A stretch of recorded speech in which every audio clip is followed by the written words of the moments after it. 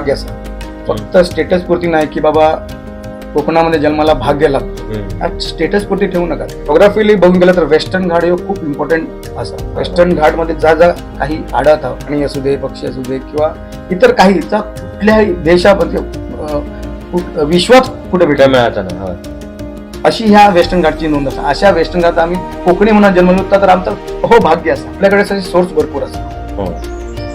बघून गेला तर टुरिझम हे खूप चांगलं असं विषय असतो. आपल्या गावासाठी त्याचं काहीतरी युटिलायझेशन होऊ शकतं. तर असा विचार करून आपण त्याच्यासोबत जाऊ. आणि टुरिझम योग इतकं चांगलं आपल्यासाठी विषय असा, आपल्या युवकांसाठी विषय असा.